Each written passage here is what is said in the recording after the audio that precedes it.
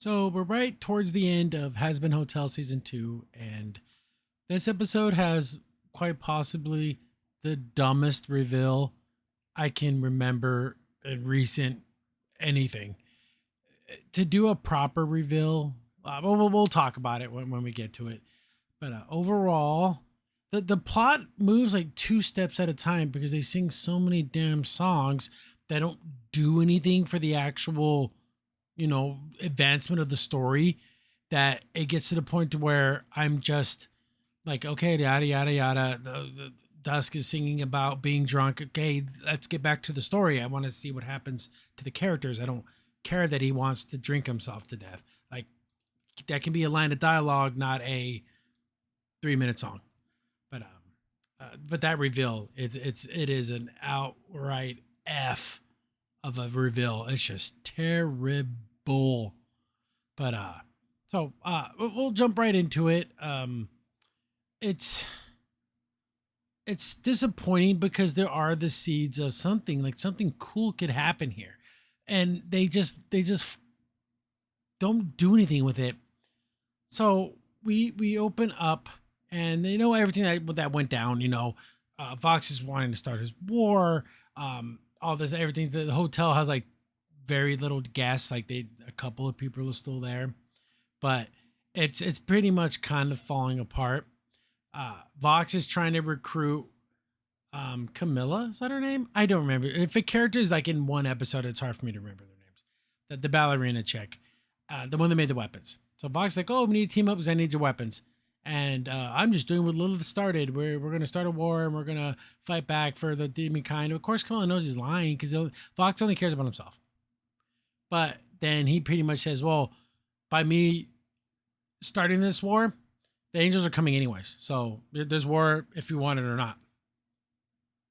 And then he gets what's her face to apologize, but it's like the world's fakest apology. But she agrees because she wants to protect her daughters. And then Vox like, okay, good. Now she said, I'll build your weapon. So I'm assuming it's some type of super weapon. Vox is making it all about himself again. And I guess that little wedge that Alistair's trying to put in between them is working. And that is so lame. It is so unbelievably lame. This guy, Zaxel? So I forget his name. Again, I do apologize profusely for this. But he's like, hey, Camilla, you know this guy is lying to you, right? And she's like, yeah, I know, but if there's going to be a war, I'm going to, like, I have to defend my family, got to defend us. And he's like, I can't partake in this. I'm going to step aside. You can do whatever you want to do. When you stop being stupid and, you abandon reason for madness, whenever you start thinking straight again, I'll be by your side. So this guy left her. So that's one guy down to help. We have Vaggy's going around doing everything, but why isn't what's her face cleaning?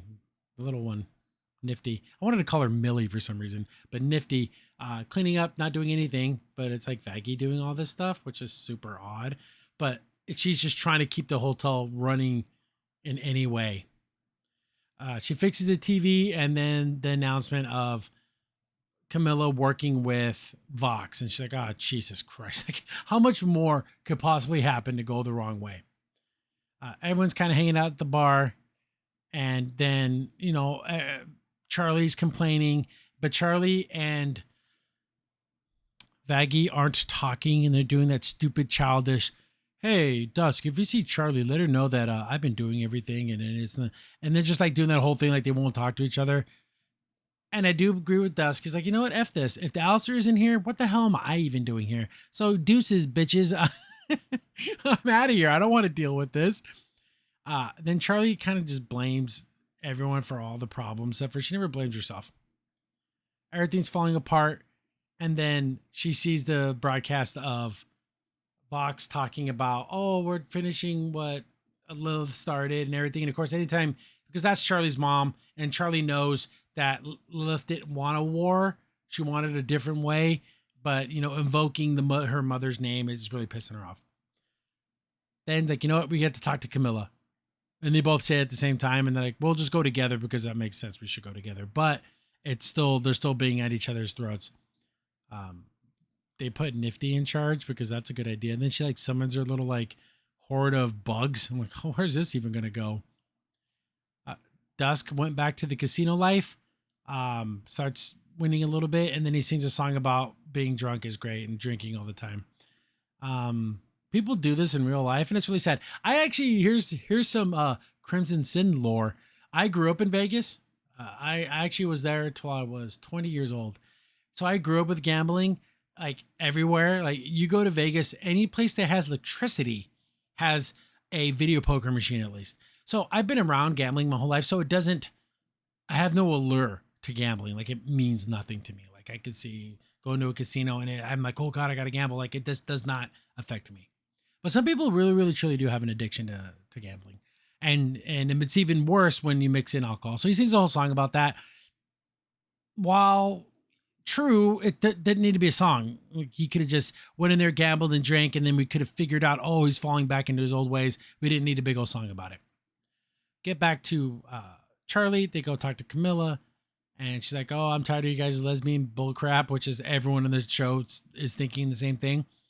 And she's like, I'm just choosing a side that's going to win. I got to do what's best for my daughters. I got to pick a winning side.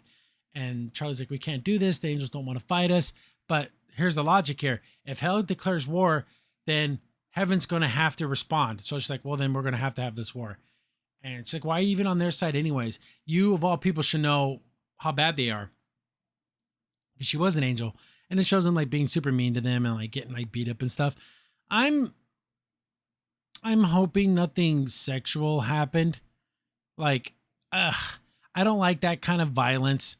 It's not, it could be implied here because how much of a scumbag Adam was, how he always talked about, being with all these women and being like this hypersexual guy. Was there any way that he didn't sexually abuse these women?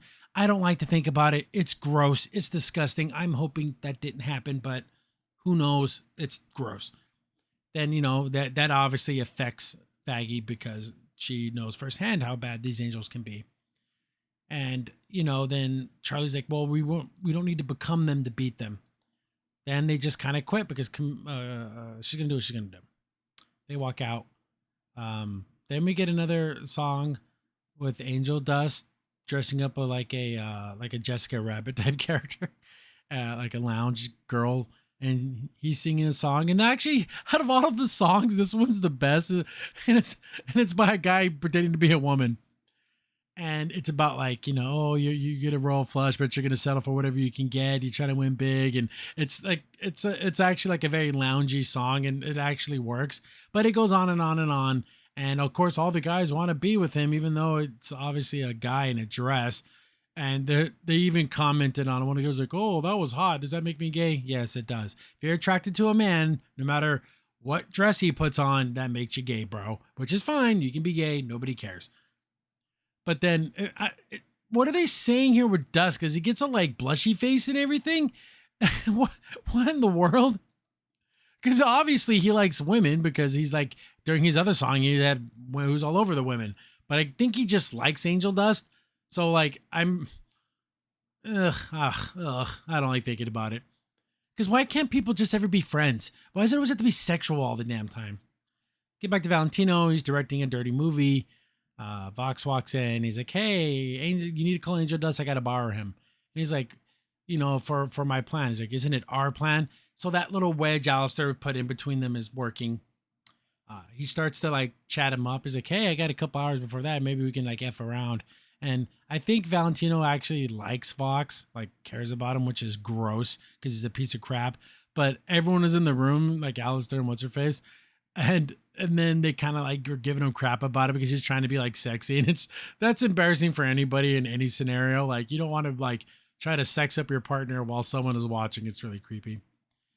Then of course Valentino, he was like into it. But now he's like, F you, Vox. You only come here when you want things, and you just use your manipulation. So he has like a hypno eye. So every time he does that, remember every single time he would talk to the screen, his little eyeball do this hypnotism thing. So he's hypnotizing people. That's how he like gets his message across. But Valentino's like, that doesn't work on me, you dumbass. And he's like, F you, whatever, take Angel Dust, do whatever you got to do because that's what you do anyways. It doesn't matter. Then we get back to the hotel, and the little piggy, that's Angel Dust's pet, right? It's like eating Cherry Bomb's lipstick. You know, dogs do that sometimes. And the whole hotel's like kind of trashed. Vaggie's like, Nifty, I told you to watch the hotel. What were you doing this whole time? So she was hanging out with Invader Zim to make a little bug band, which is kind of fun. I thought this character would have done something, but with like a couple episodes to go, this character has done nothing. What was the point to even bringing in this character? To do nothing, to drop that little bit of lore about Serpentis? That was it? She's like, well, it's kind of cool you made this little bug band, but you know, we got other things to worry about.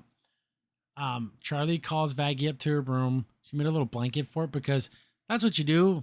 Do what little kids do. That's sexy, right? You know what I'm saying? It's creepy. That is so unbelievably creepy. That blanket forts, that's like something a 10-year-old does, not a full-grown woman in a relationship. That is just creepy. So she like made it an I'm so sorry cake, and the animation is really good here because I like these like angles you don't see very often. Like it's really well done, but then the animation is just all over the place. This is something that just happens in the series. It's just all over the place. But she's saying she's sorry that she, you know, when you said I hyper focused on things, that was true, and I just want to apologize. So she made a little cake and everything. She's trying to make up with her, and then as she's like apologizing and she's crying, and then Vaggie like just tells her to shut up, but it's like, you know, shut up, silly. And then she starts singing a song on how she wants to bang her. And it's just like a sex song.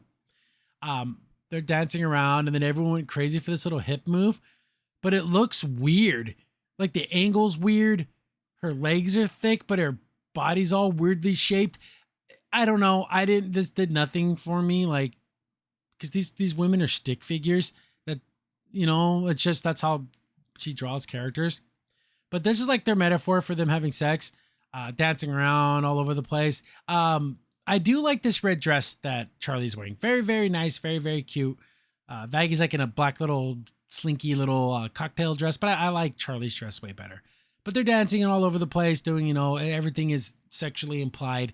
And then even after they're done dancing, they're in the bed naked. So this whole dance thing was them having sex. This is an adult show. Just freaking show it. You see, they show guys getting SA'd, but they can't show two women in a relationship where that's not abusive. That they like do this weird dance metaphor. Like, come on, if you're gonna do it, just freaking do it. Anyways, get back to Dusk, and Angel's still like pretending to be this lady, and he's like, "Oh, I got multiple jobs. I didn't, you know, you sing here." And he's like, "Oh, I do a lot of stuff." And she's like, "Hey, so you're leaving the hotel?" He's like, "Yeah, I don't have to be there." And then you can see it's like, look at this face. It's concerning because Angel Dust, at the very least, they're good friends. I would like for them to be amazingly good friends. It doesn't have to be sexual. They can just be good friends. Because Angel Dust bangs everybody. And I'm not that kind of guy who likes these family, you know, where you can just be whoever you want to be. Oh, I love you, but I still sleep with a bunch of other people. That's not for me. If that works for you and whatever, fine. But I just think two people should just love each other. And that's it. But whatever. You know, he's concerned, you know, and then he's drinking his life away, and then Angel Dust, but Angel Dust is a sex worker, and you know, is his life any better? Like, can he even judge him in any way? That's the thing. Just because someone's doing something bad and you've done bad things in the past doesn't mean you can't say, "Hey, buddy, I think this is wrong." Of course, they're going to be like, "Oh, how dare you talk to me? You've done worse." But I'm trying to save you now. I'm trying to help you now. I don't think anyone can just be like, "Well, I used to drink and do bad things. Well, I can't tell you to stop." Yes, you can. And then Angel Dust like, you know, I screwed up my redemption. But he didn't, because Charlie's trying to force it, and then you can't force someone's redemption. They have to redeem themselves. And, you know, they kind of get back in the groove of like back and forth talking to each other, because he's like, "Oh, are you mad at me for saving you?" He's like, "Oh, I was never mad." And they're good friends. I'm glad that they're being able to make up a little bit. And I do like this part where Angel Dust like, "Oh, I'll see you back at the hotel tonight." And he's like, "Oh, I'm not going back there anymore." He's like, "Oh, yeah, you are." And then he's like, walks out of the room because he knows his friend. He knows his friend's going to come back, because as much as he complains about the hotel, he loves everybody there. They're all good friends, and I'm glad they're able to make that connection. But he gets a call from Valentino. You have some work to do. Gets in the thing that's some sleazy motel, and he's like, "Oh, no shoot tonight. I got a client for you." So this is another big thing in the adult industry. A lot of these actors are also sex workers, and when they have pimps like this, and you have to just do what I tell you to do.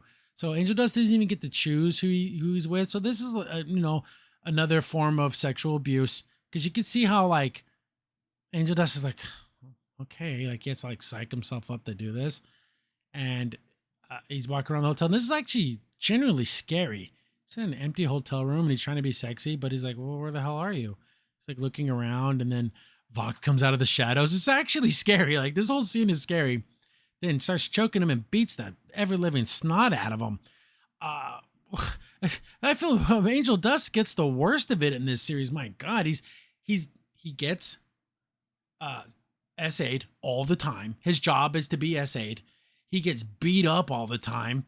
And then Vox is like, oh, how long I've been wanting to do this for you. And like, it's so cute and funny every time you scream. And it's like, man, God, what a psychopath. And this is the reveal I was talking about. The absolute ridiculous reveal. So he slaps him around more. As you can see, he's like beating the living hell out of him. But this whole time, Angel Dust has been a spy, an unknown, did anyone watch the movie The Manchurian Candidate? That's basically what he is. He's an unknowing spy. So this whole time, he's been having him spy on Charlie. And he's like, oh, how did you think I knew about the angels? How did you think I was always one step ahead? Because he's using that hypno eye to get information from him, then making him forget. So he was doing all these bad things without knowing he was doing it. And then he tells him, oh, basically, he's the reason why all Charlie's plans are failing. And look how Angel Dust cries. I feel horrific for Angel Dust. He doesn't deserve this. He tries his best. He's a good friend to Cherry Bomb. He's a good friend to Dusk. Even though he freaking does all those weird sexual jokes with him, he tries to do better. And then he's the one that made everything go bad, even though it was unwillingly, very Winter Soldier-y. But look at those tears. That's real tears of sadness. And that's really, really, really sad. But I guess he's been using him the whole time. And this is why this reveal is awful.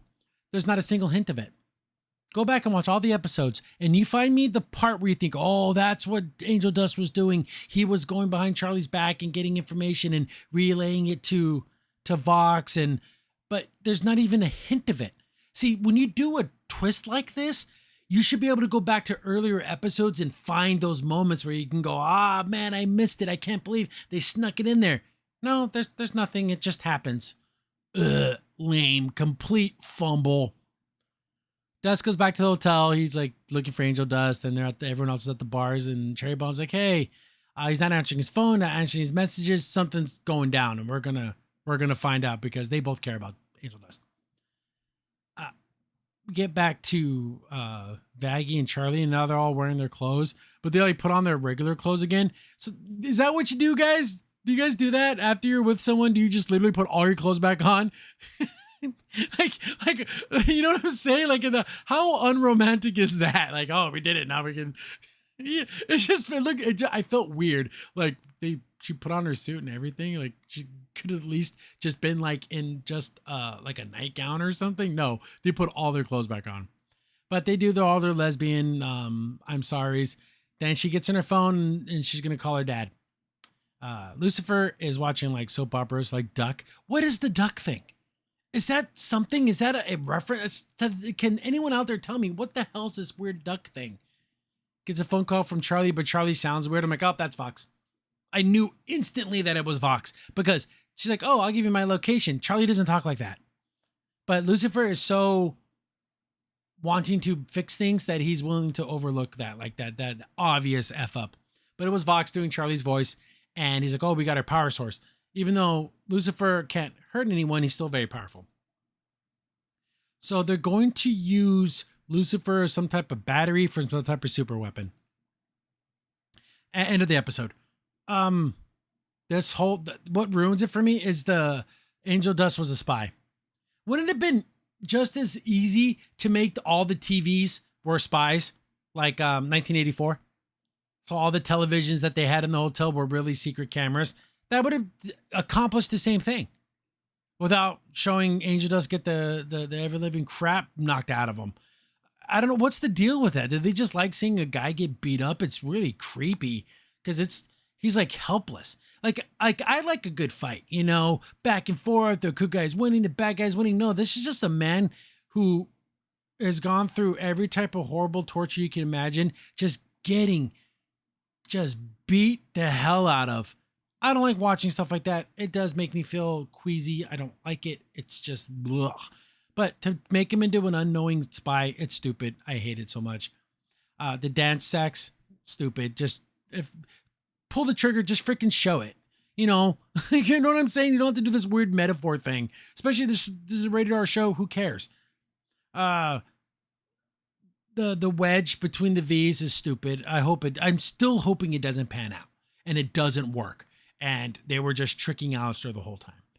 And we'll see where this goes. We got a couple episodes left, and that will be the end of Hazbin Hotel. I know the last episode's already aired. Everyone seems to be ho-hum about it because everyone's saying that the ending is really stupid. Like you couldn't have guessed how stupid it is. I've seen pictures. I don't know the context, and I can't believe that it's real. Well, when I get to it in the story, maybe I'll be surprised and there's a reason for it. But from what I've seen on X, I can't believe they went in that direction. But yeah, thanks for watching, guys. A couple more episodes to go. I'll wrap up this show. And the biggest mistake I made was I bought Battlefield 6. And damn it, I love Battlefield. And this is a very good Battlefield game. So that's been eating up some of my time. But I will continue reviews. I at least want to do a couple a week at the very, very least. My work does give us time off during Thanksgiving. So Wednesday, Thursday, Friday, we're closed up on weekends, so I'll have some time to do stuff. I'll try to limit my video game playing and actually do more reviews. But thanks for watching, guys. It's been great. The comments are wonderful. Lots of stuff back and forth. It's just it's funny. You have to kind of scramble to explain this show because there's not a lot of good what do I want to say, evidence, like canon evidence within the show to justify some of its more wackier things. Like this whole, I want to see someone defend this whole Angel Dust being a secret spy thing because it's awful. It's an F, an absolute F of a twist. Cause it's like, oh, okay. Like it doesn't shock me because there was nothing in my mind telling me, oh, do you remember this scene? Do you remember that scene? Oh, that's when that happened. Oh my God. When Angel Dust was doing this one thing, that's when that was really happening. That's all off camera stuff. Complete fumble. Maybe don't write 10,000 songs in every episode and tell me some damn story. Ugh. Anyways, more reviews, more gameplay, more stuff like that. Thanks for sticking around. Thanks for being longtime subs. Share the video, do all that fun stuff. There's some weird promotional thing. I got a little notification when I logged into YouTube saying, oh, there's like a banner promotion or something that your fans can do. So I don't even know what that is. But if you guys want to do that for me, because it's only for smaller channels, hey, that'd be awesome. So look into that and promote me. That'd be great. I would really, truly appreciate that. And either way, you don't have to do those things, but if you did, it'd be great. I'll still make my videos. I still love you, and I'll catch you on the next one. Crimson's in here. Thanks for watching the video. Remember, liking, subscribing, sharing, and commenting on the video really helps out a lot. It gets the video spread around more people get to see the videos, and we get to make more videos for you guys. So thank you, and we appreciate every single one of you guys.